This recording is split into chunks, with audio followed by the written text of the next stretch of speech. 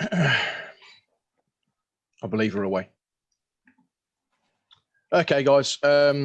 Welcome. Thanks for joining us this week, week 7 of our cricket coffee chat. It seems like the weeks are now flying by, which I guess is a bit more a positive for all those involved in cricket, because I think at the start, weeks 1 to 4, certainly it just seemed to last forever. So I think that's obviously a good sign. Guest this week for the first half of our webinar. You'll see, obviously, we've got Ben with us as usual, lead coach with us here, but also Jack Beresford's joined us. Jack, good morning to you. Morning, mate. How you doing? Yeah, good, mate. Good to have you on. Jack's been asking to come on now for probably the last 6 months. No, I'm kidding. He's not. Basically, what I wanted to do with Jack today was just get a focus on, sort of fishing through our cricket contacts, and we've had guys on from the professional game, and obviously Nathan joined us last week. Rob's joined us from the women's game.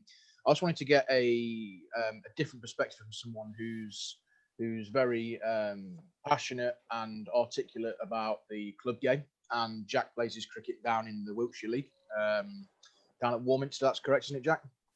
Yeah. So Southwest Wiltshire. Southwest Wiltshire. Yeah. So I think it just gives a different perspective as to some of the topics we might start to cover. So plenty to go through this week. Just before we start, Jack, with yourself, we're obviously going to revisit some of the cricket stories this week, some of the latest news, or breaking news, or no news is probably a better way of putting it in certain areas.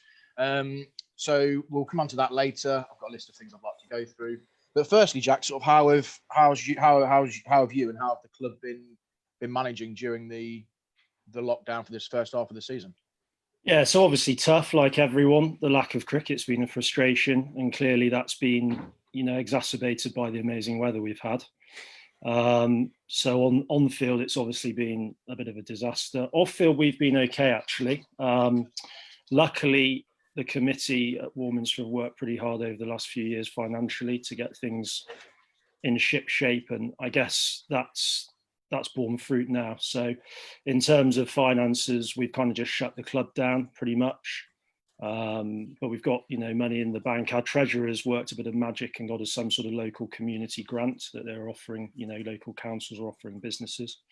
So I guess from that perspective, we're okay. But yeah, just massive frustration, I think, with the lack of cricket. We've obviously, you lads have been down and visited Warminster last year, and we're blessed really with the facility there 9 times out of 10, because we've got our own indoor centre on site, which is a wonderful kind of jewel for us to use for training and to hire out and all the rest of it. But obviously in these circumstances, it's a bit of a nightmare because we can't use any indoor facilities.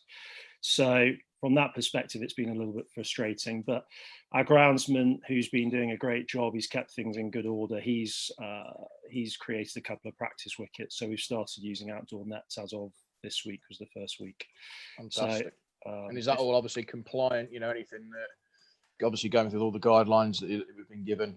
Yeah, 100%. I think when the government first issued the guidelines, we were quite keen to get things up and running as quickly as we could, but then you soon realise, don't you, from a committee point of view, that there's legal and insurance implications of not following the governing body's rulings, and so we've tried to do that as much as we possibly can at all times. We said that straight away, didn't we, Ben? Sorry to jump in there, Jack, about the legals, because as soon as the announcement came that one-to-one coaching was allowed, an absolute array of companies were going, yeah, well, that's it, we're going out there, we're doing it. But actually, there's a bigger implication here, isn't there? Like you say, there's liabilities of clubs, insurance issues, and just making sure that if you're compliant, that it fits that. Because as I've said all along, if you're running even a one-to-one and it's not been approved, or the club's not opened its facilities, different for us guys as a business with liabilities and everything in place. But if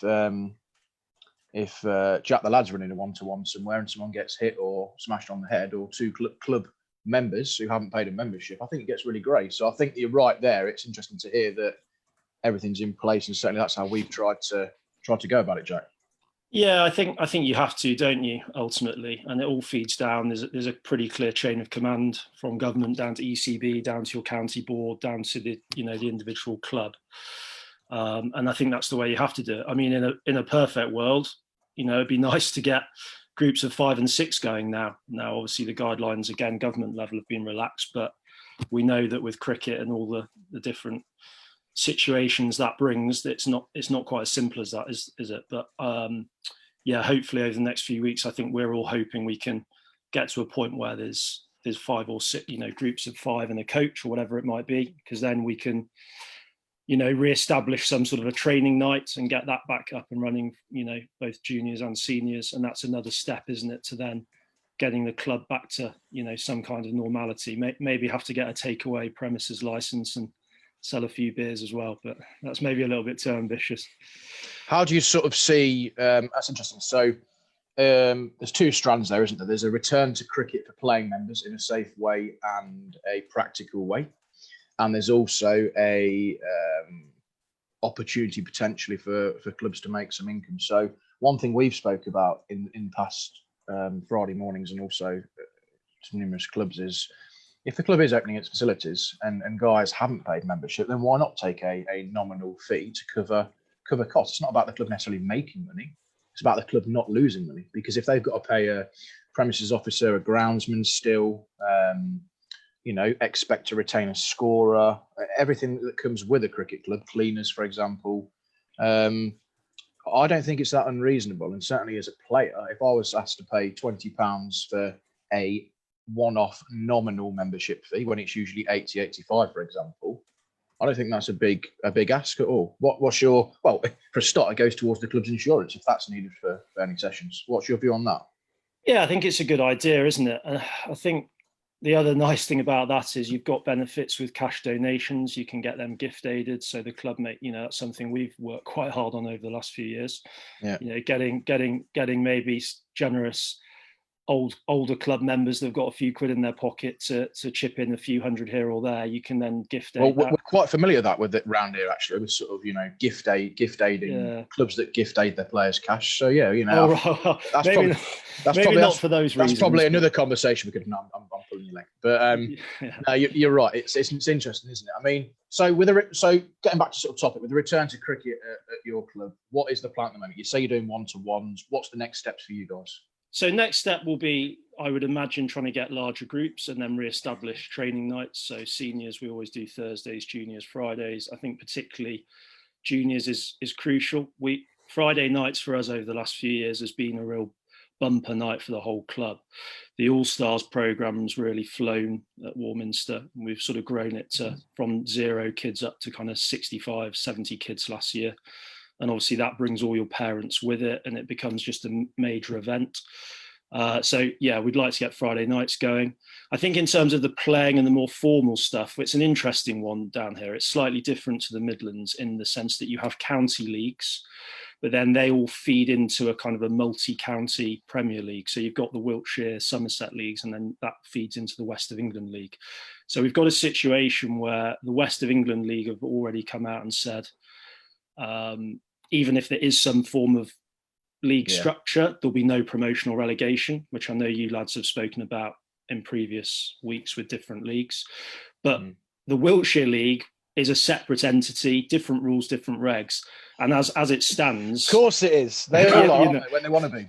Exactly. So you've got all these different bods that all have their, not necessarily own interests, they're all very well-meaning volunteers, basically, but they at the moment haven't complied with that. So you may, look, any kind of league I think is probably ambitious, but you may in theory have this rather bizarre situation where your first team are playing in a league with effectively nothing to play for, but your second and third team are playing in a league that, has promotion and relegation. So that, I guess, would create its own interesting challenges if certain clubs wanted their, third team to get promotion or whatever it might be, sticking a few first teamers in there. It's a bit of a free for all, to be honest with you. But yeah, like everyone, I think everyone's desperate to play cricket. I think we've spoken about it. Realistically, I think August is probably a best case scenario for more formal matches.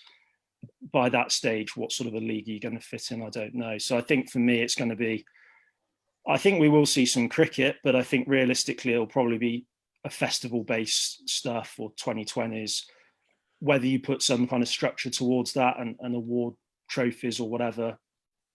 Who knows? But yeah, it formal leagues as we see them every year, I just don't see happening really. So, yeah, Ben, sorry, I just picked up on something there. Sort of it's a bit of a you've been framed, Ben. That's an amusing moment. Can you share it? Well, there are a couple actually, mate. From what I know. Sorry, Jack. I was listening to you. The problem is I've got Ben's like shoulders going in above you. No, it's all right. No, love it. No, I want to hear from you. I thought it was quite a serious point you were making there, Jack. But obviously, it's too trivial for Ben. Kev Flowers has put, how is it that after getting married, Jack's name is now Barbara? And on your screen, it does say Barbara. I like Barbara, that. what? I can answer that. Jack is a very sort of liberal character, and you know what? If you go the way of adopting his wife's name, I'm all for that. So we're very progressive. A full name as well. We're a progressive outfit here at TFCC. Tradition's not part of it. So look, I'm happy with Barbara, Jack. Yeah, that's fine. Also, coming in this morning while we're touching on people, good morning to everyone that's sort of checked in with us. A few interesting points. Good to see some one-to-ones back at Burley Park. Yeah, that is looking great over at Burley Park. I can vouch for that being there yesterday. Nick Beggy at Oakham touches on the subs. We've asked for voluntary subs and most have paid full. I think that's really interesting, isn't it? Because it's like everything, isn't it? Some clubs will be probably scared to ask, but then the flip side to that is that it's. Do you want a club to come back to you next year? Yeah, correct. It's hard to say. It would be hard for some members to say no. Certainly, clubs I've been involved with in the past, one in particular, I know for a fact that if the club was asked for voluntary, that half of the 20-somethings wouldn't pay for it. And sort of no names mentioned there. But I guess that involves, I think Oakham's a slightly more mature membership base in age, maybe. I think that probably is a fair statement than certain clubs. And I think that's a great effort, Nick, that the guys I think what helps is, like Nick said there, they've got a good group of volunteers who are doing quite a bit of the work. Which I'm sure is the case at a lot of cricket clubs, but it makes a massive difference, especially when times like this and you don't want to be hemorrhaging cash. If they're doing things like the outfield, the square themselves, saves a bit of money. Mm-hmm. It's an interesting one, isn't it? The flip side of that is, what do you do as a club if you've already got because I know, for example, this is a great point, Jack. Go on. We'd already had half a dozen people pay their annual subs, and we're now sort of in a position where, what do we as a club do? We've probably got to offer some kind of refund or rollover, because people have paid. I mean, we do an all-in package at Warminster where you pay 180 quid, I think it is, and then that's everything for the year, all your fees, all your commuter belt. It's just touching commuter belt area, though, isn't it, Jack? So well, I don't know. 180 is deemed reasonable, I think. Yeah, indeed. But what do you do there? Because it's a fairly substantial. Can I bring you on that, Jack? Can I get you to go on the junior angle of that? Because Lynette Hart here, who tunes in most weeks with us, she's actually made a really good point, which is, and again, we won't bring any names of clubs into it, but having paid my son's full cricket subs in February, so we're talking junior cricket, which is why I want to get your take, Jack. It'd be lovely to have some contact with them, with the chance about starting club nets and starting training. So again, it's exactly what you're saying there. So what's your take or plans you've got at Warminster for junior cricket and for guys that have paid subs? It's a very valid point. Yeah, so obviously, well, first off, when lockdown first hit, the coaches were very proactive about putting some video content out there in terms of WhatsApp groups and giving very basic stuff, probably quite similar to the stuff you guys were doing, but just some basic drills to keep people interested. Basic. I agree. You hear that, Ben? Driving the bowling, that cover drive, Ben, was looking good, wasn't it, after 6 weeks of tennis balls? But Jack, little things. You didn't see the 300 takes, mate. To be fair, it's a great thing about videos, isn't it? You can chop out the bad ones. Or you could just get it right first time. Anyway, Jack, go on. You. No. So I think that was the first thing, isn't it? Keep people interested in that initial lockdown period. Then it's now. One thing we did do as soon as the lockdown happened, we opened our outfield up for general exercise, not for cricket, but just to allow families, if they wanted to go there and do a walk or a run or whatever. And obviously that was opened up to club members. Now it's allowing them to use it for cricket. The big next thing will be trying to incorporate group training, groups of 5 or 6. But I think one thing we've already looked at doing one of our coaches, very proactive guy, has already come up with a pretty detailed sort of point system where we can create challenges and create games amongst small groups that lead to some form of competition, even if it's just an internal club leaderboard. You know, if you do your drill or do your competition particularly well, you get X number of points and you have winners and things like that. Just something that keeps that element of competition going. The key word I think, Jack, is momentum. I think that me and Ben have spoke about this a lot in the last few weeks. The biggest danger with all this is that clubs lose momentum, and no amount of money, even some of your richest clubs in the country, you know, your Nantwiches, your Penzance, all the clubs, you know, the big players on the club level, Liverpool, people like that. It doesn't matter what amount of money you've got. The momentum that could be lost if you are not proactive throughout this period could be massive, couldn't it? Yeah, massively. I mean, you can have all the money in the world, can't you? But if you haven't got the people playing the game, it's a bit of an irrelevance. So completely agree. So anything you can do. I think, to be fair, the ECB, the last statement I read, they did say, didn't they, with regards to recreational game, that there's probably going to be an emphasis put on junior cricket. And I think that's a sensible thing to do, particularly given, you know, last year, and it was such a big year for the game, wasn't it? You know, I think everyone was hoping this year would be a real bumper year for participation, back on terrestrial TV, all those kinds of things. So, yeah, momentum's key. And I think, frankly, probably prioritising an under-9s programme over what will become a meaningless half a season league competition is probably the right way forward.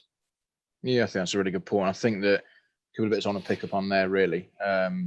Firstly, you mentioned about the BBC highlights. Obviously, the BBC have announced this week that on the back of the test match schedule that's been announced, which we'll come to later, that all days of the tests, ODIs, etc., will be on our BBC Two highlights. But the key here, this is what I checked the small print, 7 p.m. Not 11 p.m., not 11:30, where your kids can't watch it. And that is the great effort, I think, there, is that it's 7 p.m. I think that's fantastic. So just touching on that. Now, the latest statement the ECB put out, I don't know if you guys have read that or seen it. Have you read that? When's that from, Tom? 5 days ago. Yeah, probably. I've glanced through it, yeah. Yeah, so the latest statement, I'm just looking here, actually. Sorry, just bear with me a moment, gents. Because I want to make sure I get this right, the wording, because obviously if we don't, we start talking about something that we're not accurate with the wording on. So, ECB response to government next step for domestic and recreational cricket. Now, the first point I want to make here is that was 4 days ago. So there was when did Boris make his announcement about 5 groups of 6? It was about last Thursday, wasn't it? Yeah. Okay. So, I mean, time-wise, that's it took the ECB 3 days to come out with that statement, I think, on the back of it, which is fair enough. I think they were always going to have to buy a bit of time to get that out. But I think club cricketers and the domestic and the recreational game are now looking at this going, well, come on, guys, it's now a week since the last announcement where we were deemed to have safe of 6 people. You know what'll happen, though? What's your take, Ben, on that? It'll come out 5 minutes after we end this call, mate. Like it did last week. Yeah, remember that? I'd like to think the week before. We're getting we had Rob on. Yeah, we're getting some momentum going. I think it was. I do genuinely believe it was either the Rob Taylor and Nathan Book effect that has really pushed the ECB to stand up and take note, because within 5 minutes it was out there. On that note, Rex Harrison from Newtown Linford, Rex, has produced a fantastic mug. One of our top Facebook fans, as they call it. Yeah, that's good. Like that. It's got all the different things. And apparently I have tea, strong milk, no sugar, coffee, strong milk, no sugar, often susceptible to being LB early on. Okay, thanks for that, Rex. No, it doesn't sounds about right, actually. Yeah. So, Rex, thanks for the mug. Appreciate that. Bit of shout out for you there. Where were we, Jen? So, with regards to how do you see that, Jack, that statement the ECB have come out with? So, I'll be honest, I think the ECB have been a little bit slow off the mark. I know we have to be careful with the guidelines and the health and safety aspects. I get that. But if you look at it in comparison to other sports, possibly admittedly with less challenges, but if you look at Golf England, Tennis England, even, lawn bowls England, basketball England, they it seems to me, were, as soon as those guidelines came out from the government, within a day, 2 days, they were pretty much on the mark with this is what you can do, this is what you can't do. And I think whether it's Definitely just agree on that. Go on, sorry, Ben. That's fine. I think Golf England have set a really good example, actually, with what they've been doing. They've just said, these are the government guidelines, so now this is how you can play the game. There's nothing really more than that needs to be said. I feel the ECB at times have made it more difficult for themselves by producing huge documents when they just don't need to. I mean, to counteract that as well, obviously, because we want to be balanced here on both sides. The time scale is it's not debatable, isn't it? It's a fact that it's been this amount of time since Boris's announcement. It's took 7 days, however you say it, whatever they come out with now. It's took them a week to get to a decision. But what I would say is that the original document, it's a tough one, isn't it? Because we spoke all along about clubs feeling comfortable and not feeling that they are endangering members, etc., or liabilities. So I do think that the complexity of the first documentation was purely to give clubs the option to say to members, well, actually, we don't comply. It was an easy out for me, which I understand. I get that, because not all clubs are comfortable opening, and not all clubs have done so. So I don't know. What's your take on that? I think even with the ECB's guidelines allowing clubs an easy out, as you called it there, which I think it is, they could have just remained closed anyway. It's down to the individual club what they do. I do think that is one positive out of it, that the clubs who didn't feel they were able to comply with the guidelines given haven't opened, or didn't feel the pressure to open. I think, go on. I don't think it requires the amount of detail it was given. There is an element of complicating it, and sometimes when you send something out like that, it comes across as if you're saying you can do it, but we don't want you to. There's certain rules in there, very much how it came across. There's certain rules in there as well that present massive challenges, don't they, to the average club? I think the idea that you've got to have a permanent club representative there at all times, given that 99.9% of cricket clubs are all volunteer based, it's it's going to present a pretty big challenge, isn't it? And sometimes I just feel that doesn't strike. That's not a rule that strikes of a governing body that really desperately wants people to be playing, as Ben said. I think we have alluded to that in previous weeks, and because we're very much a top-down sport where the money is at the top, and that is the fact. We've got a good question here on that from Nick Beggy, actually. Others as well. I've really noticed this one. Ben, the football one. Can you tie this in with the football as well? Because we're talking about other sports, aren't we? Yeah. So I'll do Nick's first. So Nick said, if a club uses the government guidelines without the ECB guidelines, is that illegal? I believe it. I don't think it's illegal because it's the government guidelines. But if you are an ECB club marked club, it will say in your constitution that you have to follow the ECB. So you would lose your club mark. If you're not a club marked club, you're not governed by the ECB, and you can do what you want. And just so all our viewers know, in true BBC style, Ben's actually got the sort of adopted library background that everyone seems to have gone for. So got my bedtime reading. He's improved from that prison he was in for about 6 weeks. So. Absolutely, he's been let out of cell A. He's now in the communal library at the at Ashwell prison. But I think what the point there is that it's clear, isn't it? I think the frustration is that people are comparing it to rugby and to football, and I get that, and I understand why, because they seem to be. And I think this is where the cricket, I think we're finding it tough because it is mid-season for us. It's meant to be mid-season. And you've got winter sports governing bodies appearing more proactive and quicker in their dealings. I think that is probably a fair summary of. I will concede that some of them, for example, the FA do have it a little bit easier potentially, especially with the restarting of professional football at the very top level, just because they can afford to test everyone and do that, and cricket can't. It's just simple, and that's the answer to the questions of why is football starting and cricket isn't. It's just the finances available. But in terms of junior football training returning with groups of 5 plus a coach, that that's the government guidelines, isn't it? 6 people. It makes sense.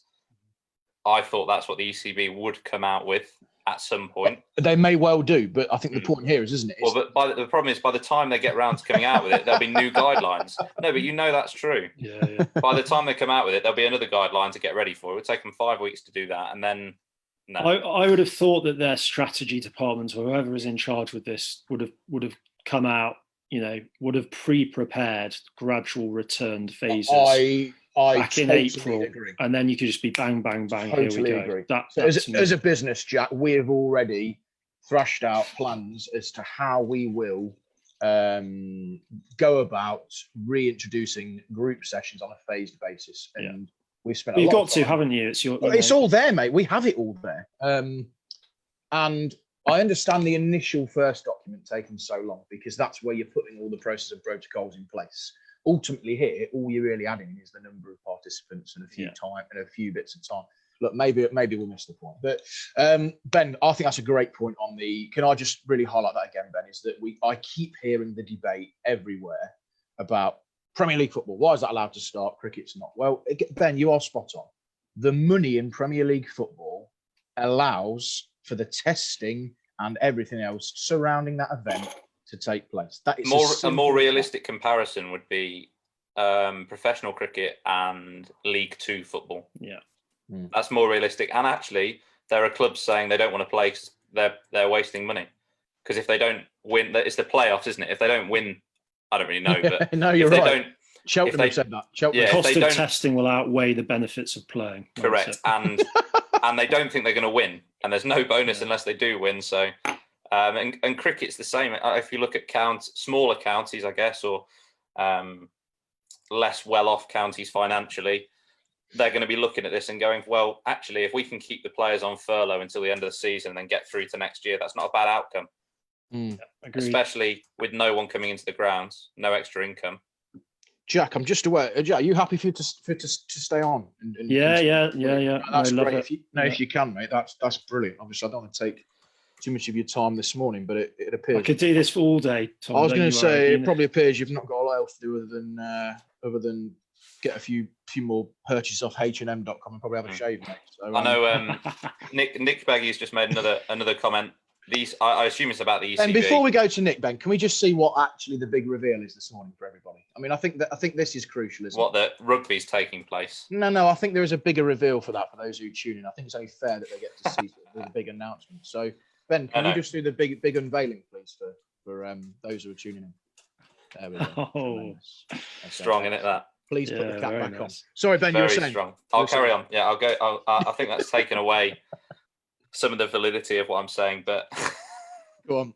I assume this is about the ECB. They seem to be too tied up in elite levels. They'll lose a lot of grassroots support at this rate. I don't want this to turn into ECB bashing, but you can. No, we're trying to get. No, we're giving a no, and it isn't. We're giving a. Well, no, it isn't, is it? Because I think that's a pretty fair comment, though, from Nick. We're giving a rounded, fair perspective, and what this chat and this time each week has done is get the insights into those volunteers, recreational cricketers. You know, we've heard from elite cricketers, professional game. We've tried to be very much bottom up with the way we've approached this. So I'd like to think that between the three of us, certainly that the discussions we've had and the audience we've had, is that we give actually a pretty rounded view on this. Oh no, Gareth Owen's coming.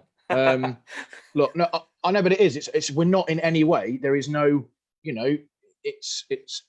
we are trying to give both sides to this. And as I've said, it's a job. It's a complex thing to get out there. You get one chance at releasing your statement and one chance to get people's interpretation of it. After that, people will roll with it. We've seen that with the government guidelines. In a way, not rushing into it, you could argue is a better way to go. What difference is an extra few days at the moment? We're in. Look, an extra few days I'll give you, but I do think with things changing, the government have already given their dates for when things are going to change at each step, and we know that a lot of stuff is supposed to open on 15th of June. So we would expect that around that time there might be another step in numbers of people allowed and things like that. And we're not too far away from that date now. So let's say the ECB don't get their statement out today. They get it out on Monday. We're very close to that date. Then the government release another date and they're behind again. Yeah. And often as well, the statements they release, I do think it would just be making it a lot easier for themselves if they said, these are the government guidelines, this is what we're putting in place to help those, and just do what you feel is safe as a club. If what you feel is safe as a club is not opening, then that's fine. Then that's a sensible decision if it's specific to your club. Okay, so let's sort of, can we just conclude that then? So you know, I think that we've looked into that again today. Things are changing, and I think that it's a job that none of us would probably want to have to do. But it's also not a job you can bury your head and just hope the days will just tick away if you don't say anything. So I think one thing to sum it up for us to move on. Just I think Nick Beggy's comment sums it up really well, and I do think the ECB needs to pay a little bit more attention to grassroots, especially junior cricket, like Jack mentioned earlier, because otherwise it does give the impression that they're only interested in what's going to bring the money in. Yeah, that's the unfortunate reality. And the flip side to that, if we're just being balanced argument, is that they would argue that there won't be a future of grassroots if we don't get the money in from this season. Correct. Yeah, so 100%. You know, but anyway, let's move on from that. Test matches, gents. This is one quite close to my heart because I had 3 tickets to Lord's 2 days ago. No, later this month, which has obviously been changed to Old Trafford. So I got a lovely. But it's been postponed, not cancelled, hasn't it? So no, you don't get your money back. Change of venue. So right, of course. Same price? No, I'm not. I'm. You get your money back because it's Lord's. And obviously, you can't possibly. Once the sort of feather and quill and the ink runs out, and the other sort of signed you off with your refund. That's it. So I've got a refund for that. But on a different note, so that's now the 4th year in a row I've had to get a refund because the other 3 finished in 3 days. So yeah, excellent. Doing well at Lord's. I'm never going again. The test matches though, so they've gone for 2 at Old Trafford, 1 at Hampshire. Now I'm really happy about that because I'm happy for Hampshire because I think they've been dealt a slightly raw deal with some of the test match allocations. Obviously, it's an area closer to you, Jack, than it is to us. I've always been impressed with. It's not that close, though, is it? Looked after a couple of lads who were at Hampshire on the books there when I was in schools cricket, and I've always been impressed with them as a club. I think that it's a cracking venue. Yes, there's issues with accessibility, with the road, etc. But actually, I think that's a real opportunity now, and I hope that they can do themselves justice and produce a pitch that is worthy of them getting looked at again when time allows it. Now, obviously, the reason for them to is that with hotels attached to the ground, that the quarantining, etc., before and after becomes easier. Although, with that criteria, Bristol, for example, has a hotel next to it. I think Taunton might well do. So, again, rather than having 2 at Old Trafford, could there have been an opportunity there in a summer that is going to be less significant? Could they have taken 1 test to Bristol? I don't know. Look, it really opens a discussion, doesn't it, gents? I think it's great. There's cricket going to be played first and foremost. That's the number one thing. I think the venues, they're obviously not irrelevant, but ultimately it's not going to be played in front of fans. So basically, it's just where you can get the game on. I think the interesting one for me, actually, just having reading a little bit this week, is obviously the West Indians are planning to come over next week, and they're going to have to spend obviously 2 weeks in quarantine. Are they going to be able to train during that period? Is their bubble going to include, a net facility on site, or are they all going to literally have to stay in the Manchester Hilton for 2 weeks playing Xbox? Because I think it's going to be an interesting preparation, isn't it? I mean, those guys, are going to have challenges, aren't they? I think the reason that they, the first one's at Hampshire, isn't it? Is that right?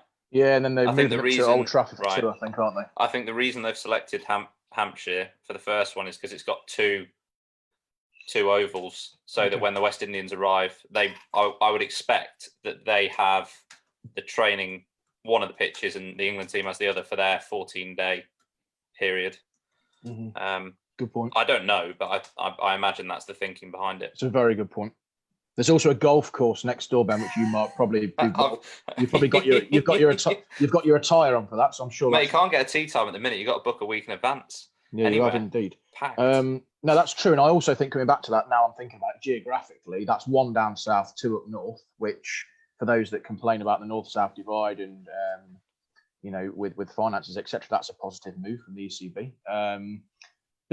I think that, again, 3 venues, it's 3 times the work. I come back to my point earlier, thinking about it now, you can understand why they've doubled up Old Trafford, because 3 venues, 3 times the amount of protocols, 3 times the amount of contact, 3 times, and it does get.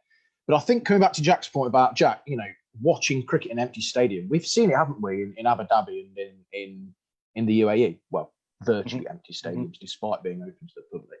We've probably seen it in South Africa in recent years, where they're just overpricing it for locals to go and watch. Even the Caribbean, to be honest, to a certain extent as well, outside of England tests. I don't think away from home tests are actually that different to what. Well, that's a bit unfair. I think whenever England play, there's a pretty decent following that they bring with them. It wasn't Abu Dhabi, Ben.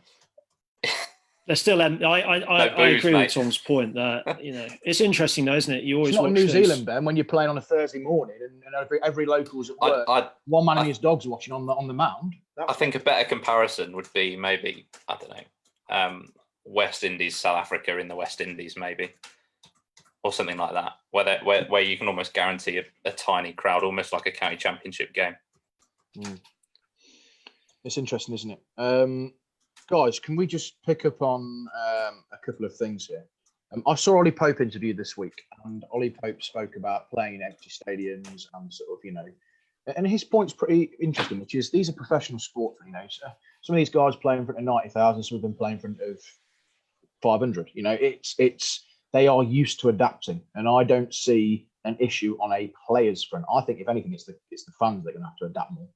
I think the players won't struggle to adapt. I think that Pope this week spoke about ECB restrictions on them guys within their training camps. So they are each have their own 6 balls, I believe, that they mark up with permanent markers. The fielding coach has a different pair of rubber gloves, for each player that they work with. So I think that's really good, hearing that sort of things happening. And he just basically said that they are adapting, and I think that one thing professional sports will do. Still keeping in close contact with some guys who are involved in the game, as we do, being cricket coaches. They're great at adapting, aren't they? It's one thing that's just what they do. Yeah. Definitely. What about when some of the Champions League and Europa League games, they have to play on 3G pitches in parts of Europe because it's too cold for grass or whatever? They get on with it. They just get on with it. What about when closed doors in a Champions League game, or away fans can't travel?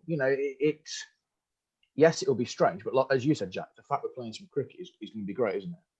Yeah, I think it'll be interesting to see if there's any kind of artificial provisions put in place to create that atmosphere. I know there's been a bit of talk at various sports of putting fake, cardboard fans or not fake noises or whatever it might be. But do you know what, Jack? Then just whip your hat off again, mate. I reckon that would be a cracking cutout. That would. Look at that. That would be interesting. And I think the other thing that will be interesting, just having read a few bits this week, is whether there's a few specific rule changes. I know there's been talk of allowing coronavirus substitutes in the same way that they obviously have the concussion protocol now. So that would be interesting if someone's got a few symptoms, midway through day 2 or something, whether they're just rotated over and a new player comes in.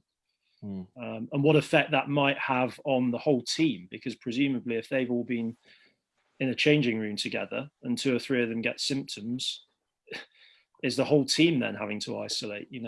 There's various intangibles, aren't there, that is going to make things very, interesting, to say the least. Yeah, that's interesting.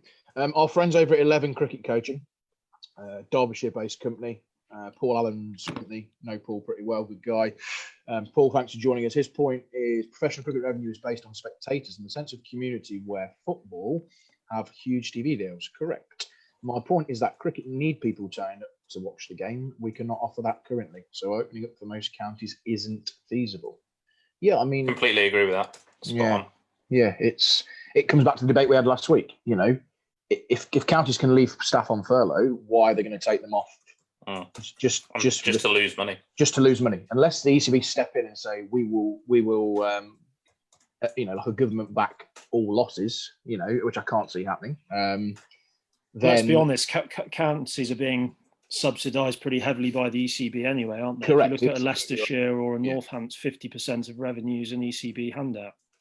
So without unless they were to back that, I think the more we've thought about it in the last sort of 7 or 8 days, I do think that counties are left with another option and just shut doors and say, well, we'll write off this season, we'll go again. I mean, the only way I can see that working with your TV deals and stuff is if we can get some form of T20 Blast tournament in the summer at the back end, because you're not relying on the light as much. Obviously, all counties have floodlights, shortened games, so the sort of early morning, evening dew you can work around. Weather a bit colder, but ultimately that is one way. Hopefully, Paul, sort of that answers your point or adds on to your point. But I'm hoping that if we can get some form of T20 Blast going, at least it'll bring some revenue on a TV front. But yeah, there we go. Gents, any more points on that before we move on? I think ultimately it's all going to be driven by TV money, isn't it? Realistically, the blast will happen if the TV revenues demand it. I think this summer that's what's going to drive things.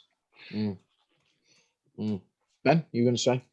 I was just saying, I believe from what Nathan said last week, actually, and we didn't really touch on this, that he was told not to bowl, wasn't he, or not to be training because he's on furlough. I think. No, he was being told not to be training representing the club. Right. So I think the key is that, he's not in his Northampton gears, for example, and perceived to be a Northamptonshire led session. I think that's how it is for these pros. I think they can. That's interesting. It's interesting because actually within the guidelines, when you're furloughed, you can participate in training, can't you? I think it depends on the definition of training, doesn't it? That's the thing, isn't it? You're taking it literally. I think it's professional. I think that's more professional development, CPD, as opposed to practicing what he would be doing is carrying out his day-to-day job. Gents, just looking at a real positive this week. What about the Channel Islands game this week? Your dad commented on that, didn't he?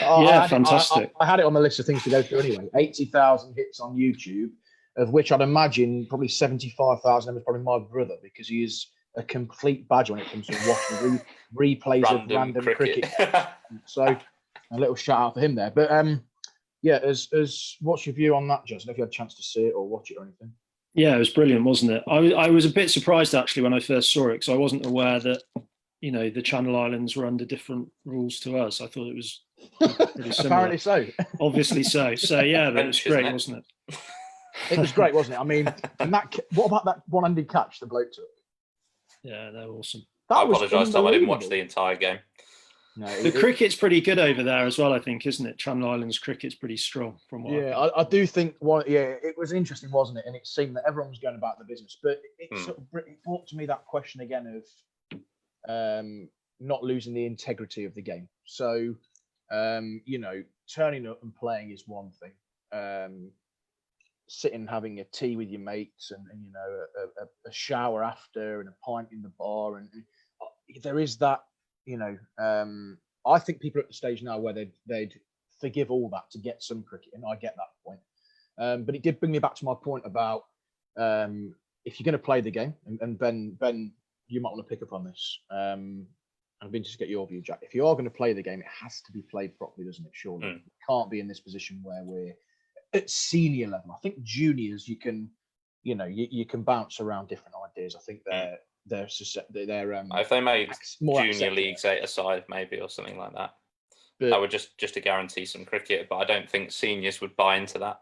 What were some of your sort of examples, Ben, of what might happen with the distancing, for example? Well, I mean, there was something leaked the other day from a meeting with the ECB and Premier League chairman about the different phases of the return to play and the potential of an adapted play phase. Now, I don't know what that means.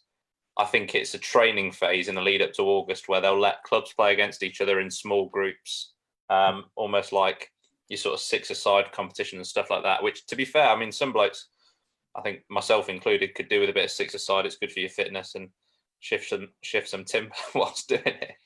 But I wouldn't be against that if it's But six-a-side is a bank holiday bit of fun, isn't it? If it's considered a training exercise and you can do it within your club or maybe against the next door club, and it's just seen as a bit of fun and a way of getting people ready to hopefully play a sort of T20 competition at the end of the season, I wouldn't be against that. I think what would be frustrating is if rules were such as the keeper can't stand up to the stumps. People have said it's ridiculous. That is ridiculous. People wouldn't play if that was the rule. People wouldn't play. The same as I think if you said you can't have tea. Yeah. Well, what's wrong with having tea on the outfield? Well, you can't have slips. Or even better. Well, you can't have slips, yeah. Or even better, your umpire. Well, you wouldn't have slips in six-a-side anyway. No, true. Yeah, very true. Yeah. Sometimes keepers on the boundary. Gents, what about this one? Your umpire can't stand at the bowler's end because he's less than 2 meters away from the batter and the bowler that's running in. To be fair, a lot of the umpires are going to be shielding, mate. Mate, I've played with umpires who stand 26 yards away and they can't see a thing anyway.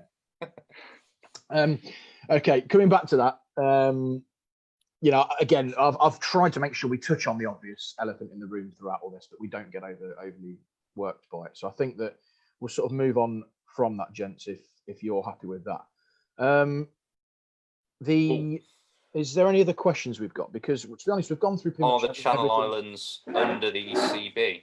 I think what Nick's getting at there is obviously, Rutland have been pushing for independence from the UK for quite a while now, so Nick's probably sort of looking for the same sort of independence. They're going to put a moat around it, mate. Exactly, yeah, sort of the new Cornwall of the UK. Nick, my honest answer to that is I don't know. I presume they're part of the ICC. I think Beresford's just said that they're not. Yeah, they're Guernsey and Jersey play as nations in cricket. They are correct. ICC associate members, so they'll play against Kenya and whoever those sort of countries. In fact, Barkby United have had a Guernsey international, haven't they? Yeah. Yes, indeed. Wilford Zachary. Cricketer turned footballer now. Yes, moving on. So that, gents, I think about sort of brings us to an end today. I'm just looking forward if there's any more questions. Obviously, if guys are getting involved and debating some decent points, it's important that we sort of allude to people's questions. So I'm trying to sift out the reasonably sensible ones that aren't sort of, either A, hammering your hair, Ben, or B, sort of, critiquing your choice of seating area, brackets, the BBC interview. Other channels are available. Andrew Knight says, this is a great little input here. One of the problems with Hampshire is leaving the ground after a big game. It is true, the GS Bowl. Jonathan Agnew didn't get home until 4 a.m. one morning. Now, I am probably presuming that was a day-night game, but what I would say to Jonathan... Pit stop. Yeah, if he checked into the hotel next door, I think you can walk there. Anyway, you live and learn. What else? Ben Canazai. Thomas, I know you're a shiner. Will English leagues allow ball shining? Yeah, thanks for that, Ben. I mean, it's a good question. It is a great point. And I think they've said sweat's okay, haven't they? But saliva isn't. I think that's the way we're probably heading. Interesting. Yeah, apparently you only get COVID through sweat, not saliva. Or the way around. Sorry. What I would say is, without getting it, because that's a can of worms. I think we did touch on that in previous weeks, Ben. I was at Shepshed Town Cricket Club this week. Lovely little club, northwest Leicestershire. Doing some great things there with their facility, and the ground looked in top draw condition, etc. And their response to this has been fantastic. The way you can look at our Twitter, I'll put some pictures up, the way they've sort of cordoned the nets off and had a cleaning station, a changing station, and it really got me thinking. If that sort of setup was on a match day, then it can work. I looked at it going, well, if you're that stringent about it and really careful, and you've got one team changing that cordoned area, one in that area, you're doing all these things that we've been doing in supermarkets and shops for the last few weeks, then I sort of came away from there thinking, that was great. So, firstly, fantastic effort from them, but also it opened my eyes up a little bit to how a ground might look on a match day where you can't use facilities. And yeah, and when you mention shops as well, do you think about a one-way system for changing the field? like under 11s, mate. Bowl the over and move around. Potentially, yeah. But then again, Ben, if you're batting and we've got sort of 8 mid wickets, I'm not sure there's much room for movement, is there? Really, I've sort of They've got to be 2 meters apart, mate. Well, you can have them staggered. Straight line. Yeah, absolutely, guys. Look, I think. Yeah, thanks. Ben Canizay says, I gave you a great opening for some banter back there, but didn't take it. That's on the after 9 p.m. show. I'd have replied to that one, Ben, but unfortunately we have youngsters tuning in for this. Look, guys, that brings to an end our cricket and coffee today. Whilst people are engaging and the lockdown, etc., the measures stay in place, we will keep trying to bring you some hopefully topical, informative, light-hearted, etc. debate. As ever, if anyone's got any ideas or questions or topics they'd like us to cover, please do drop them to us either on Facebook, either now, either a direct message, however you want to do it. Preferably not 8 p.m. on a Saturday night, and it doesn't go down too well. But yeah, just drop in any feedback or anything. We'll try and answer your questions. But from our side, Ben, as ever, thanks for joining us. Go well today. Hopefully you'll shoot a decent round. Jack, thanks for your time. Thanks for the insight into things down south. I hope things for Warminster, if any cricket is got in, that it works well for you. It sounds like everything's in place that it should. And yeah, really good to have you on board, mate. And thanks for your time. Thank you. Thanks for having me. Brilliant. That's cool. All good. Right, guys. Thanks a lot today, and we'll see you next week. Cheers, guys. All the best. Cheers.